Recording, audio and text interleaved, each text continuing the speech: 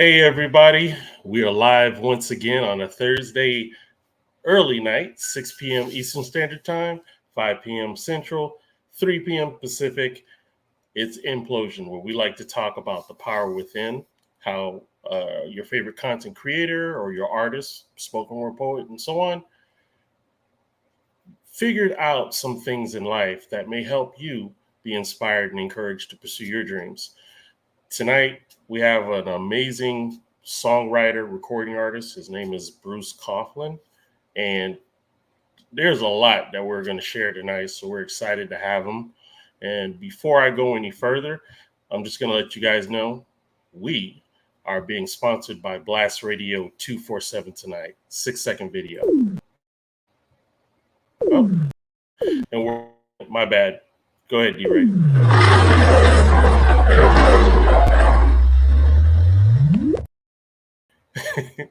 Too many Chiefs in one teepee. Got it.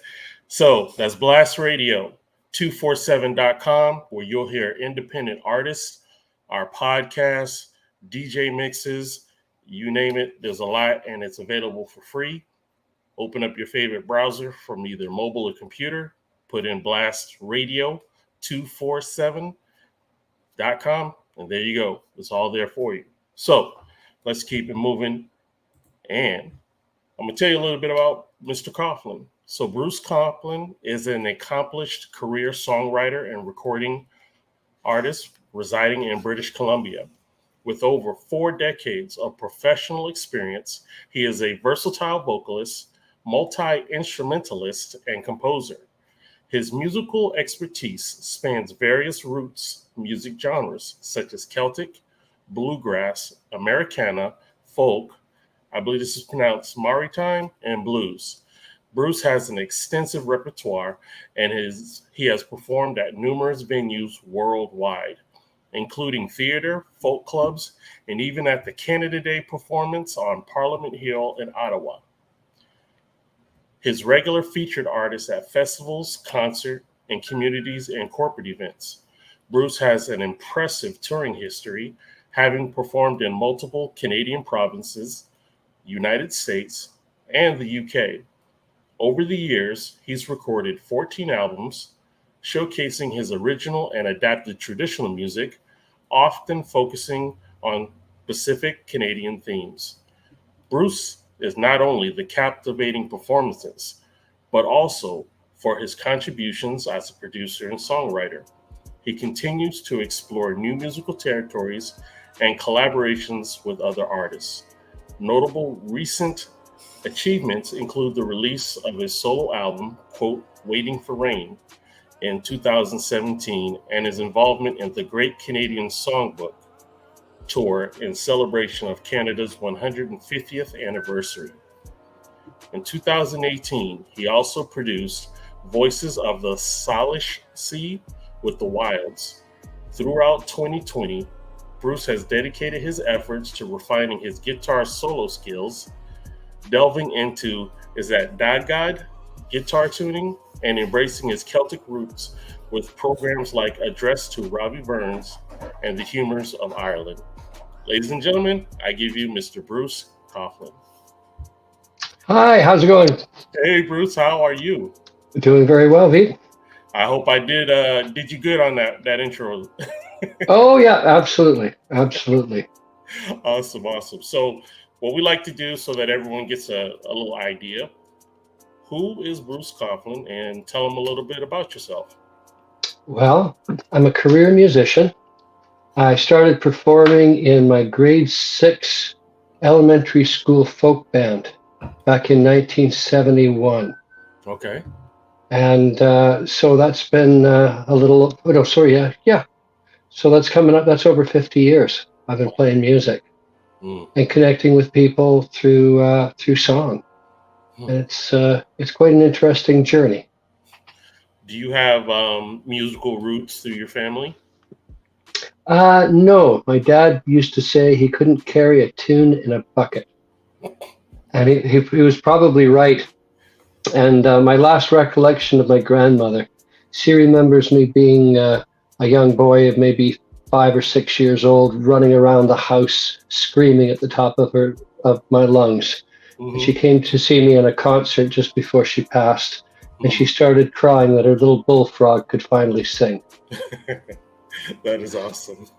So let me ask you, Bruce, what inspired you to pursue music as a career, and how has that motivation evolved over time? Wow. Well, the defining moment, I was 6 years old. Hmm. My dad took me to the Queen Elizabeth Theatre in Vancouver, where we saw the Irish Celtic group, the Clancy Brothers and Tommy Macon. And Okay. they bounded onto stage and started belting out some old Irish rebel tune. And from 5 rows back, I knew in a heartbeat that's how I wanted to spend my life. Wow. That communicating with people and telling them stories and being able to pour yourself out on a stage for people is really quite an amazing thing. And I knew without any hesitation from the age of 6 Wow. how I was going to spend my life. Mm. So could you share a specific personal experience or a moment that signifies shaping your approach to songwriting? Hmm. Well, I think traditional music really helps help shape my values, so to speak. Hmm. Songs haven't stuck around for 200 and 300 years because people couldn't relate to them. There are certain things about music. If you want to communicate uh, with other people, you have to approach their humanity, and language with music is an interesting way to achieve that. Hmm. So yeah, I, I I like all kinds of music, and I think my approach. I tend to be somewhat of a chameleon. There's a producer I worked with on a number of projects, Joby Baker, and he has a sign outside his studio says, "Don't change the music.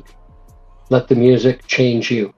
Mm. And I've taken that to heart, and I become a different person depending on where I'm immersed. If I'm looking forward to this Rise Up tour of the South, I haven't been back in a decade. But when you get down there and you start playing with nuances of the music, I tend to slide into those nuances so I can hear. Oh, okay. So this is mountain music. I can do that, Mm. and I can hear those nuances, and I can immerse myself into it and play with those musicians to the point where it becomes second nature to me. That I've found my own voice Mm. in a different style of music. Nice. Shout out to Miss Carla Simpson. She said relatability is the key. Absolutely. Thank you. Absolutely. And that's a great point. You don't have to be fancy with words. 5 chords and the truth is what Harlan Howard used to say, right? Hmm. Famous Nashville. I've looked at songwriting from all kinds of different angles. I've sat on Music Row in Nashville, sweating it out across the table from many different writers. And I've also found inspiration in some very strange places. And I understand that as well. Before I get too deep, Bruce, I want to make sure I take the opportunity for you to share your portion of what Rise Up TV means for you and what you look forward to, delivering during those tours.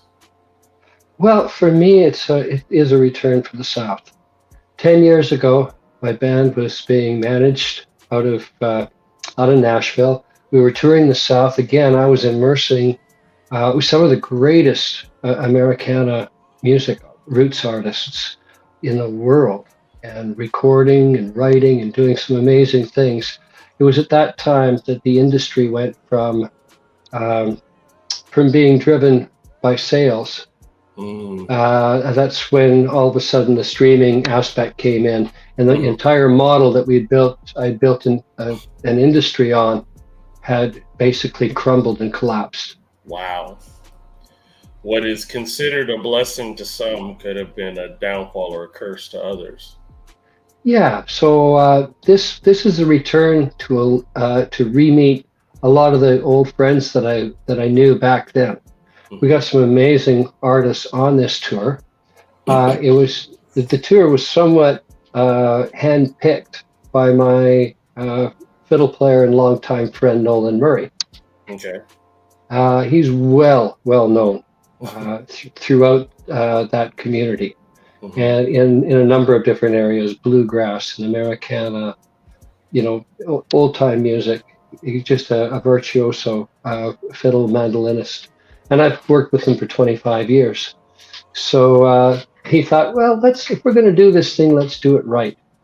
And he lined up some really incredible guests. So I'll be more than happy to be shaking hands, and there'll be lots of hugs flying around, and hopefully rekindle that magic that I unfortunately had to leave behind a decade ago. Wow. Yeah. Okay. How do you navigate the challenges of balancing your personal life and the demands of a music career, particularly in continuously evolving industry? How do you balance those two? Well, it's easier now that my family has grown. It was a trade-off earlier on when the kids are growing up. You have to, and I often relied on other people to do certain jobs, book the gigs, do all these other things, and the industry changes, and you have to keep up. You have to adapt.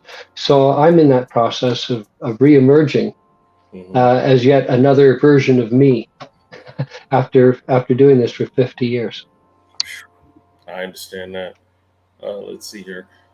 What specific aspects of your life do you tend to seep into your music the most, whether it's intentionality or unintentionally? Again, I think as your person piped in, relatability is certainly something you want. You want people to hear your song and to greet it with a knowing that they understand it, that they somehow connect and connect to themselves and to each other through music. That's what I would hope at the essence of what I do, whether it's at a live performance where you're gathering a community together. This is a lightning in a jar. Half these people won't have ever met each other before, and here they are sharing this moment, this community. That's magic. Yes, that's part of what I've been able to do with or see from my music. And the other is people coming up to me after 10, 15 years and saying, that song really changed my life. That song really connected with me at a time when I needed it. And when somebody says that, nothing is more rewarding. And there's been probably a couple handfuls of times where people have said, "Yeah, your words connected with me." Yeah, I already feel the blessing in that, and I know another huge compliment is when the audience or the fans are singing your music for you. Yeah, that is like the biggest compliment. Wow. Absolutely. Okay. Well, sometimes I do the old sing-along thing. I teach in the chorus ahead of time. Okay. It's the old folk music school. You got to teach them to sing Kumbaya, but once you do, you got them forever. Correct. This is correct. So what we're going to do right now is we're going to play one of your songs, Bruce. I've really taken to this song. Ladies and gentlemen, this song is called Waiting for Rain, and this is Mr. Bruce Coughlan. Go ahead, Derek.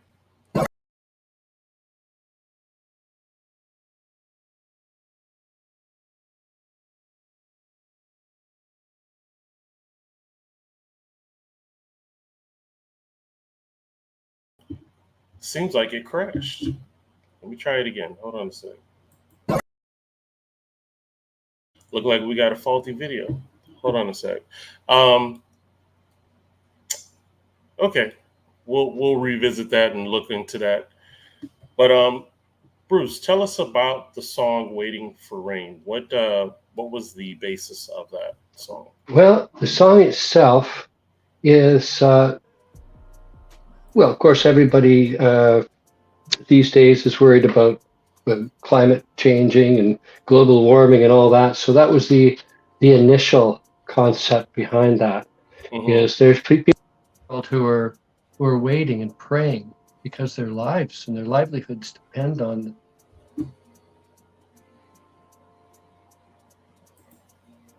Are you there?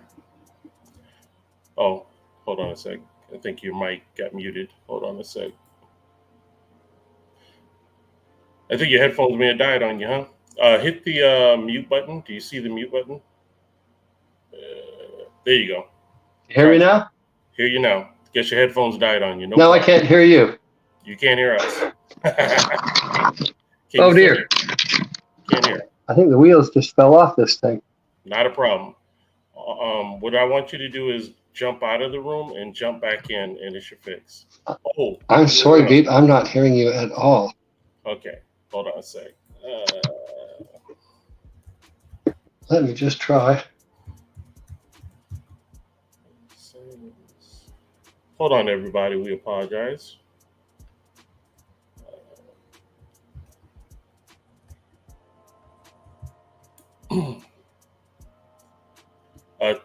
I can't hear you because the mute is on, but can you hear me? You can How about now? I can hear you. Can you hear There me? we go. Okay. All right. We're back. Sorry about that. Things happen all the time. All right.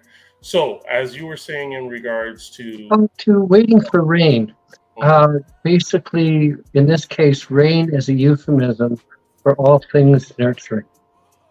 Okay. It's I like to say that gospel music is my guilty pleasure. Oh, okay. Because I'm an atheist, but I still love gospel music. I love the sound of it. I love that people can pour their hearts into it, and with such rallying effect. So that was part of the idea here. But rain in this case is referring to those things nurturing both personally in our lives and in society. Okay. Boy, you caught me on that one. I wasn't ready. So let me ask you, Bruce, during the time of the pandemic, which was around the 2019, 2020, has that, like, what ideas or what creative things did you do then, especially when a lot of things weren't available for everyone? Yeah, well, I was lucky. I was able to transition back into a side job, so to speak. Mm-hmm. Some 25 years ago, I had worked in the film industry. Of course, Vancouver is also known as Hollywood North. Okay. So I was lucky enough throughout the COVID thing to fall back into film, and I got to work. You'll see me walking through the back scenes of half the television shows you see this season. Okay. All right. So, D-Ray, let's go ahead and try that again. We re-uploaded Waiting for Rain, and this is Bruce Coughlan. Fingers crossed.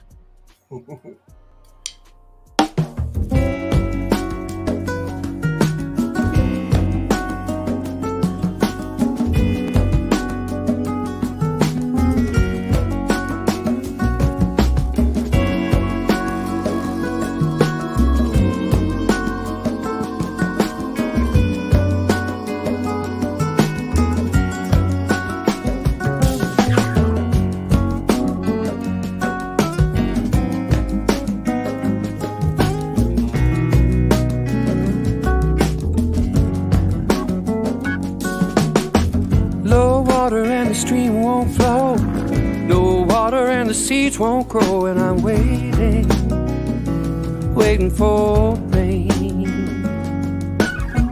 Tired eyes over empty skies, trying to keep my hopes alive, and I'm waiting for rain.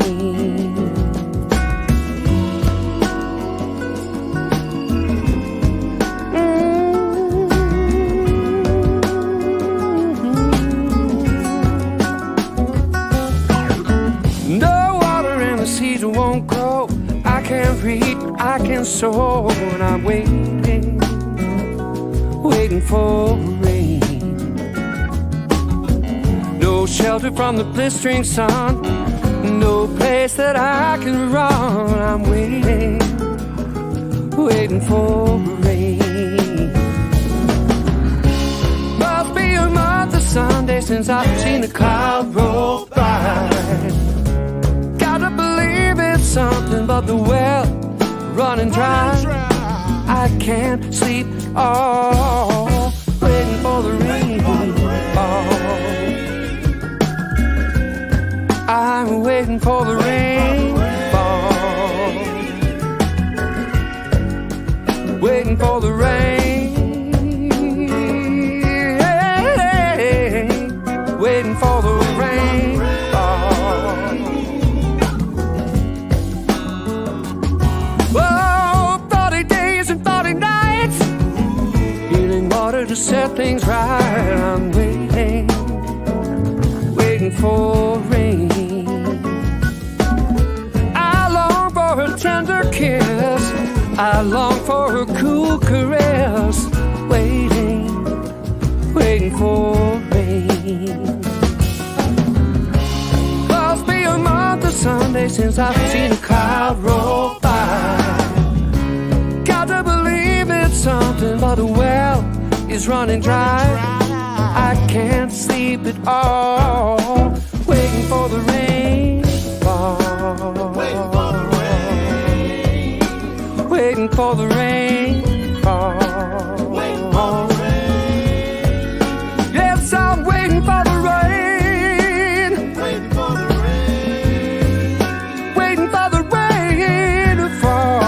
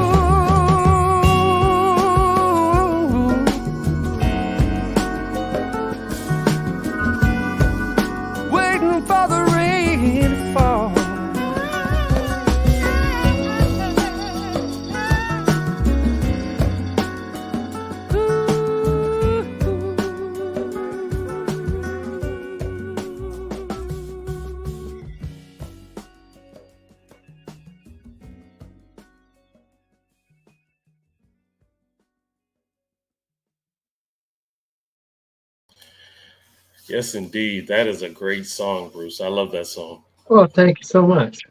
So give a shout out to the producers and whatnot that helped make that song a reality.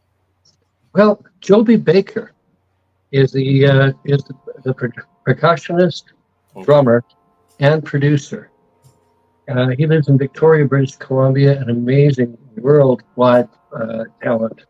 And I'm so happy. He was, as I said earlier, don't change the music, let the music change you. And that was his advice, and stuff, words you can live by. That is an amazing song. All right. Let me see here. We're doing great on time. Okay.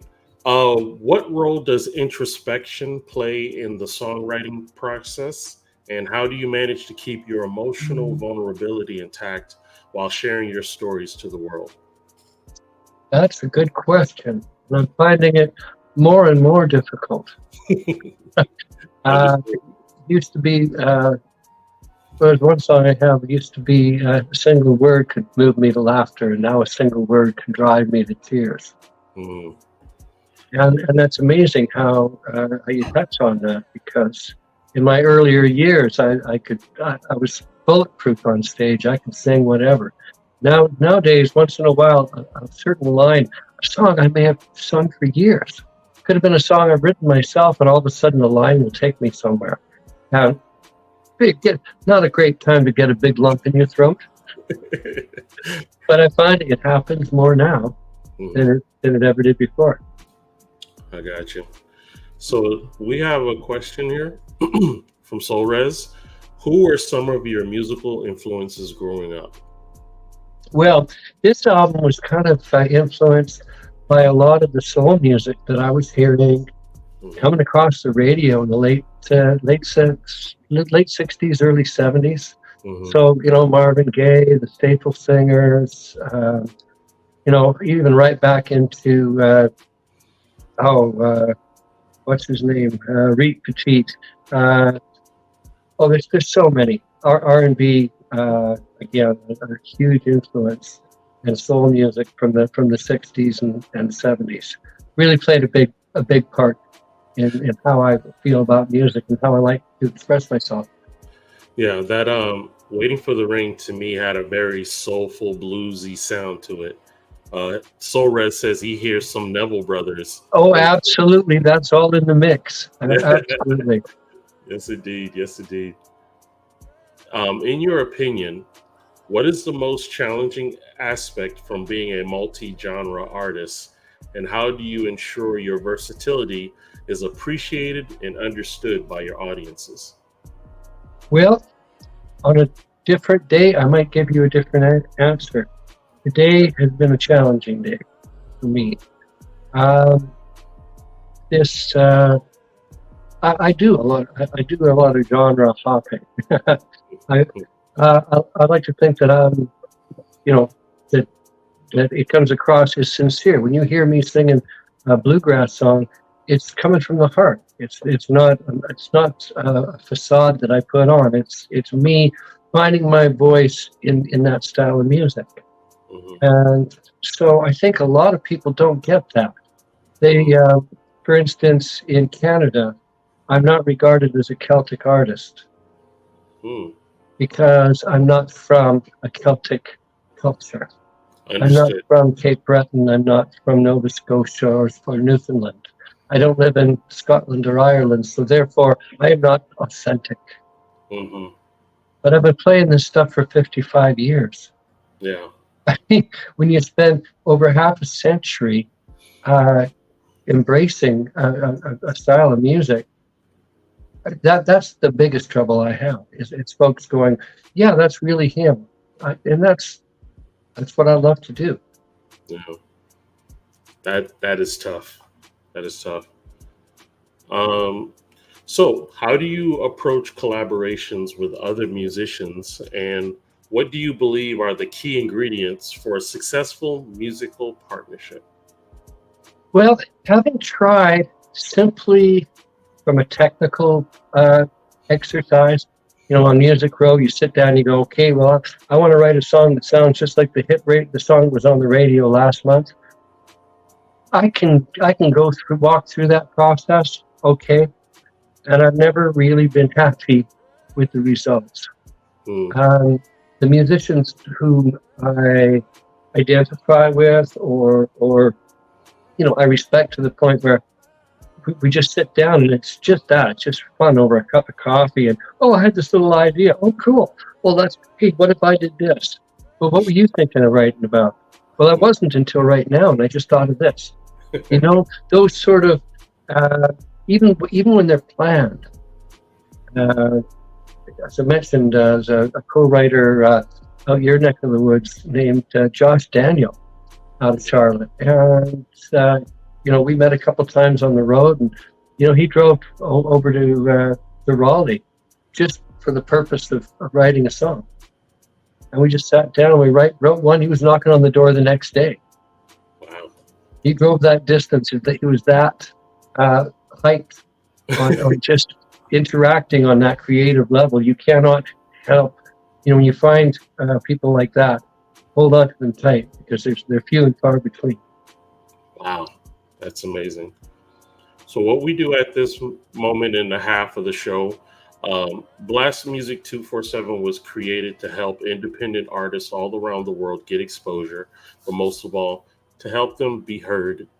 So we have an artist that is from Sweden, her name is Elsa Aborg, and this is called the Nico song. Go ahead and play that, D-Ray.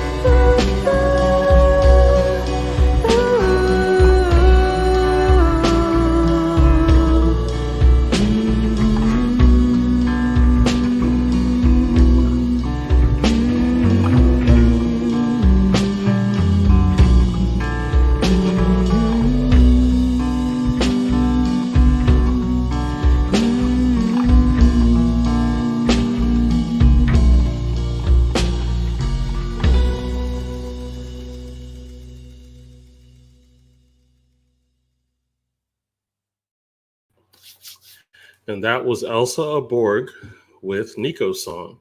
Sweet. Not bad, huh? Yep. And if you are an independent artist or a spoken word poet, or even an up-and-coming comedian looking for some exposure, you can go to blastmusic247.com and you can register for free. But Blast needs the fans. So you fans out there that love great music, like that one from Elsa, you can go to blastmusic247.com and register as a fan for free and have access to hundreds and hundreds of amazing independent music. Blast, changing the industry one artist at a time. All righty, so back to you, Mr. Bruce. Let's see here.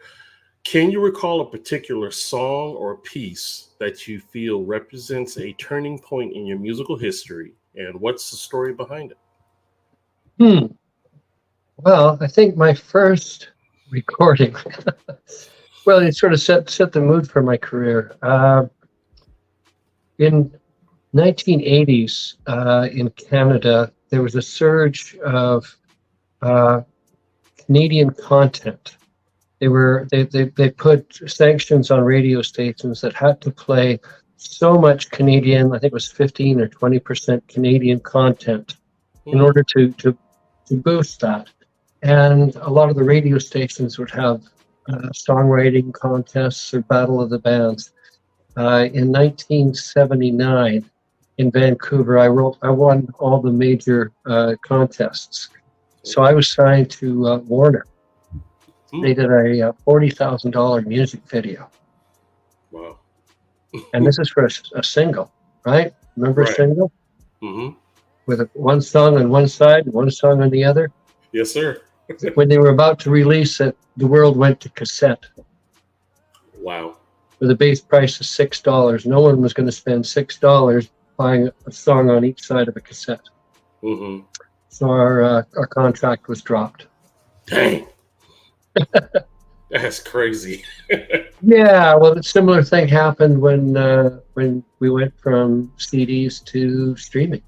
Mm-hmm. You know, when you work with a model for almost 40 years that has you invest tens of thousands of dollars into a product, you press that product, and then you hit the road. And you spend a couple or 3 years making your money back so you can repeat the process. Forever cycling back with new material. And that was the process back then. And it got so that every 2 years you could do that. You drop, 20, 30 grand into a project and come up with something new and exciting to tour around. And it just doesn't work that way anymore. Wow. That's crazy. You would definitely say in the music industry, you have to learn to adapt. Adaptability. Because I've been asked this probably every interview. Anything you'd like to pass on to up and coming artists? And I'd say that music, it's the toughest way to make an easy living. There are a lot of rewards to it. Mm-hmm. But it certainly has proven, at least in my case, one of very many peaks and valleys. Gotcha. Let's see here. In your opinion, what is the most... Oh, I already read that one. Forgive me. How do you approach collaborations? I read that one. Wow, We're going through these pretty fast, my friend. Can you describe a particularly memorable interaction with a fan that left a lasting impact on your perspective of your own work and its effect on others? Wow, that's a good question. It's tough for me. I think it's more not the impression that artists give me as they're presenting themselves. It's who they are backstage. It's who they are when you're warming up your fingers or after the show's over. It's those ones who pick up the guitar just because they still feel the urge. They still feel the desire. And those are my tribe. I find those sessions some of the most rewarding. That it's not when we're being paid for, but it got us here, got us to this place that at the end of the day we can sit around musically and enjoy each other's company. That's the gold. I could believe that. um, okay, how do you find the balance between commercial appeal and artistic integrity in your music? And how do you stay true to your vision while catering to the audience preferences? Well, I've never catered to the audience. Boom. I've catered to my own whims.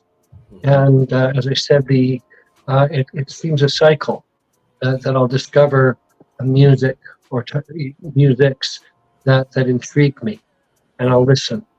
And the more I get intrigued, the more I'll search out those people who play that style of music, and I'll interact with them until, as I said, with any luck, if I like it enough and I get deep enough, I can find my own voice within it. I respect that.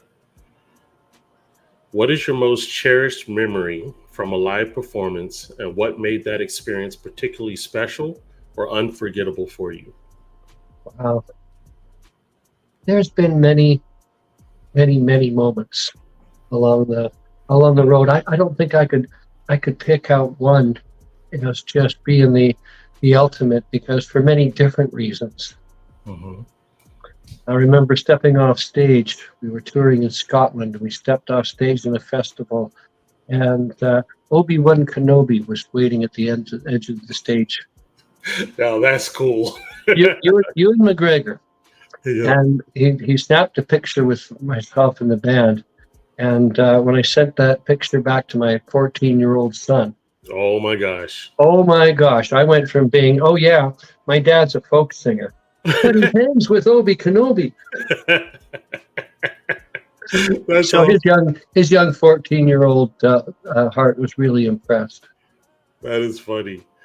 Oh my goodness. So Sorez has a question for you. Okay. Who is a musician, dead or alive, you would love to jam with? Oh my gosh. Who would I love to jam with? I don't know, just off the top of my head, Johnny Cash. And why Johnny Cash?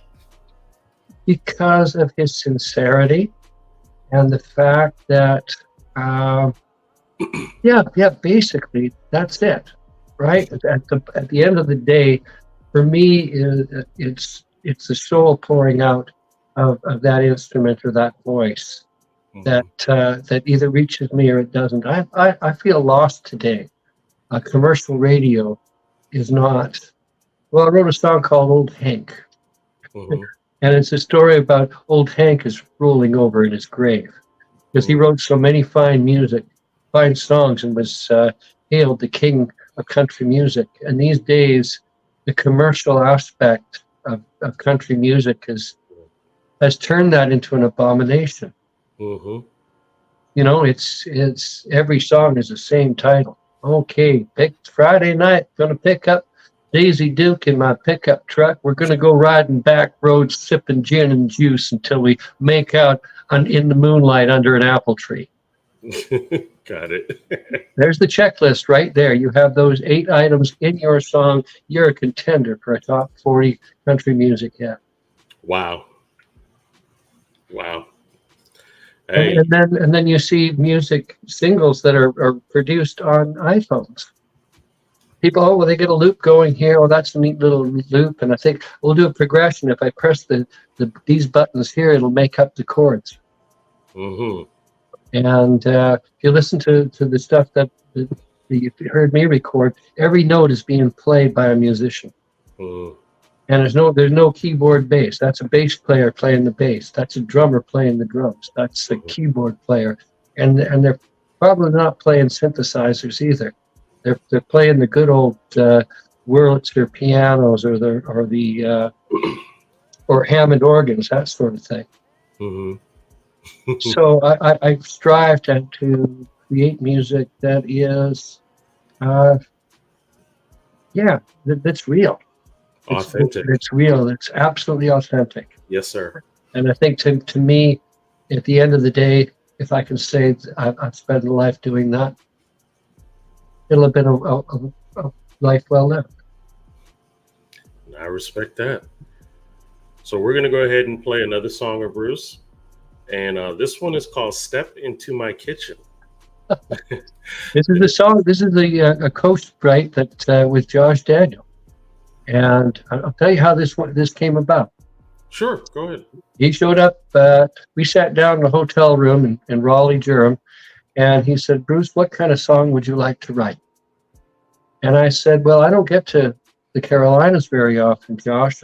I'd like to write a musical souvenir, something I can carry with me everywhere I go and share with people all over the world. That is a remembrance, a souvenir of North Carolina." He said, "Well, in that case, we'll have to go out for barbecue," which we did. We went out for barbecue and found a place with windows so greasy you couldn't see through them. And that's where we had some barbecue, and the gal who served us had quite a bit of character. She was a great woman of stature. She was tall, and she was fairly broad in the beam, but she took a liking to me.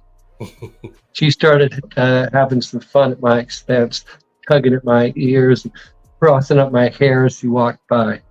And so I thought, I'll get even with you. We went back to the hotel and we wrote this song about going out for barbecue in Raleigh, Durham, North Carolina. All righty. Again, this is Step Into My Kitchen with Bruce Coughlan. Go ahead, D-Ray. And of course, no audio. Good grief.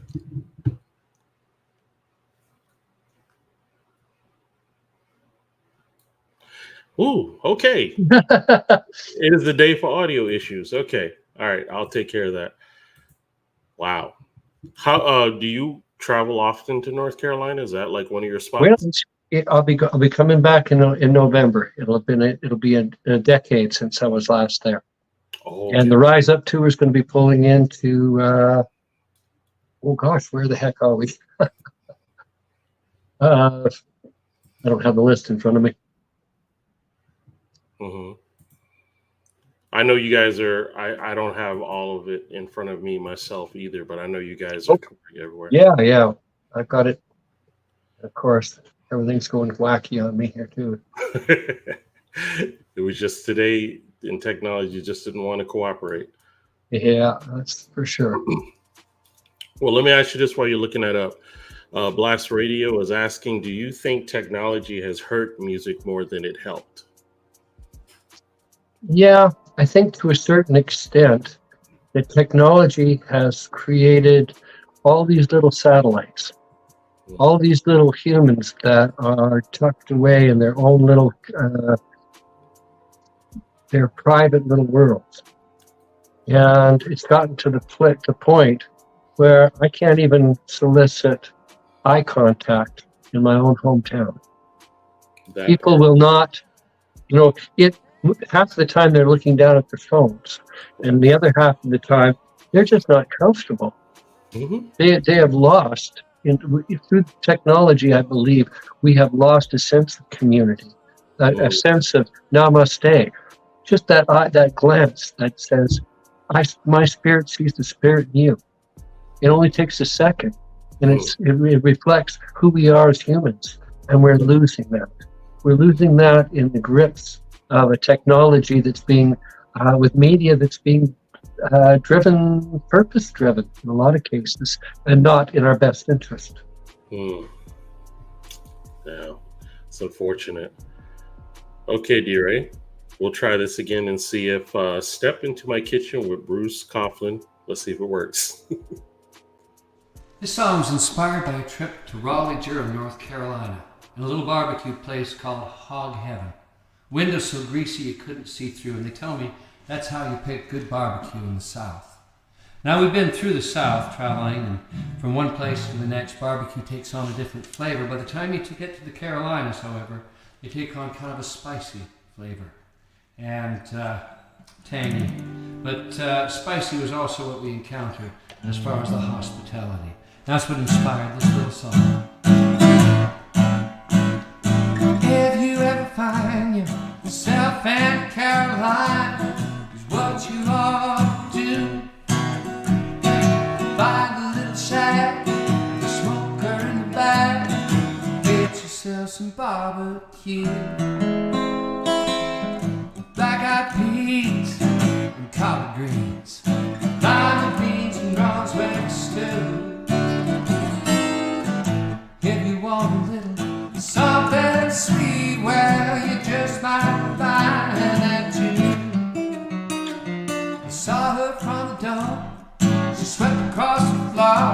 can I do? Anything for you. You look like you might have a big appetite. I got something for you. If you want a slice, taste of paradise, see it through the afternoon. Just step into my kitchen, baby, I'll fix you a thing or two. And she said, honey, shush your mouth. There ain't no strangers in the South. You best believe that it's true. Bless your little heart, I knew right from the start I'll take a shining to you. Yes, I'll be your sugar babe, sweeten your tea, my little hush puppy when we're through. Step into my kitchen, baby, I'll fix you a thing or two.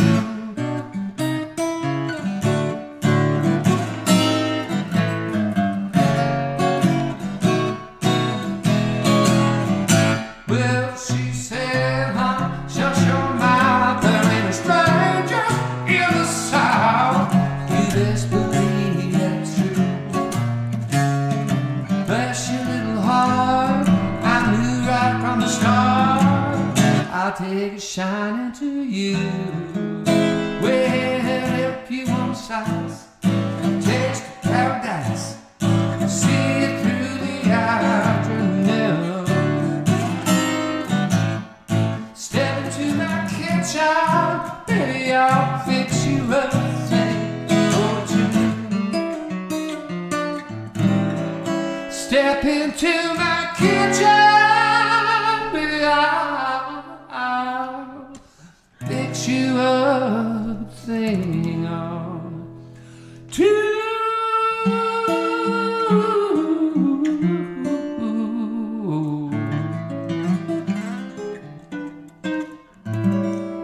All right, thank you.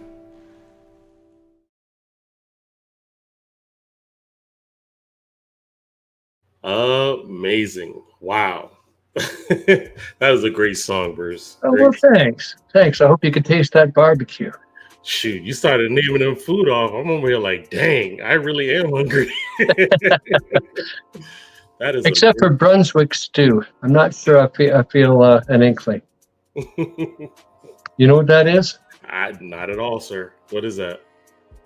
It's made with squirrel. Nope, I'm good. No, I never heard of that. Is that a South thing? I believe it is. I believe in certain places in the South, the squirrels grow pretty big. This is plentiful. true. So, Blast Radio asks, speaking of North Carolina, have you ever performed at the Merle Fest in North Carolina? Oh, I would love to. Oh my gosh, would that be? That's on my bucket list. So if anybody knows anybody there, drop my name in the bucket. The closest will be coming. At this point, we're going to be at Danbury, North Carolina, on November 10th at the Arts Place of Stokes. Okay, and then on the 11th, we'll be finishing off the tour, Rise Up tour at the Free Range Brewing at Charlotte, North Carolina. Do you happen to have ticket information where people could get tickets? Yeah, you can go to Rise Up TV on Facebook, and they'll have all the information there, all the links of where you can go to get tickets. Awesome. So you heard starting from the 7th at 3rd and Lindsley in Nashville. We do Chattanooga on the 8th, Duluth on the 9th, Danbury on the 10th, and Charlotte on the 11th. Wow. Man. Okay. So I have a couple more questions and we'll get you out of here. No worries. All right. Can you describe a moment in your career where you felt particularly vulnerable, and how did you use that vulnerability to fuel your artistic expression and growth? Well, I've kind of had a morning like that today. I looked at some of the things this year. as I said, coming back from 10 years ago, I just took every gig I could get. I found myself working concerts in care, doing music therapy with people in diminished situations, playing for people in crisis, playing for people in hospice, places where music had a lot of value, beyond its monetary sort of thing. Yes. So, gosh, I forgot what was the question. More or A less. defining moment. Well, this year I was planning on falling back on the movie industry, which of course has been shut down for the last 6 months. Yes. So not having planned for this time, things tend to get a little tight, and all the work that I have put in for the last year has not begun to bear fruit. So I just have to, running on faith. We've got a lot of great musicians that I work with and a lot of great people I'm partnering with. So I actually believe you guys are going to do great for this tour. So you definitely have our support on that. I think. Well, I appreciate that, and I hope it reopens a lot of doors that I reluctantly let slip falling behind me. Well, that's one of the beautiful things about music. It definitely brings people together, and we need more of that more than ever, I think. Absolutely. And last, before we head out, looking back on your journey, what advice would you give your younger self, knowing what you do now about the challenges and triumphs in your career in music? Well, I'd have probably paid more attention to my schooling. I left school a couple months into grade 8, and I never did learn. They didn't think that I would have the stuff it took to become a musician. Told me I had no musical aptitude, so I quit school. But I would tell my younger self, get a few business chops. What I've had to learn, I've learned by myself, and I have learned how to learn. If there's something I want to know, I can go out and find it. Right. But that's what I would tell myself is get some business acumen. Okay. You're gonna need them. No doubt. All righty. Well, in a nutshell, this was pretty much what we wanted to, dig in with Bruce. And thank you so much for hanging out with us today. I apologize for all the little technical glitches, but we fought through. I love the way you pulled through them, and that's all any of us can ever do, right? So yes. I quite enjoyed our visit. I found your questions stirring, as far as, okay, yeah, that's okay. It's not, who's your favorite Beatle? Yeah, we ask the hard questions around here. Well, there you go. Well, thank you, Vito. Appreciate it very much. Anytime. And before we go, we want to also let you know that Broken Treasures, the CD, which will have various artists ranging from George Clinton to Big Mountain, The Outsiders, and more. And this is to bring forth monies for the education for prevention and rescuing of kids being trafficked. So this CD will be released soon. We do not have an actual launch date yet, but as soon as it is, you'll hear it directly from me. All right, Bruce. So we know the Rise Up tour. Do you have anything scheduled after that? No, just tucking in for the Christmas season and, close to home. Understood.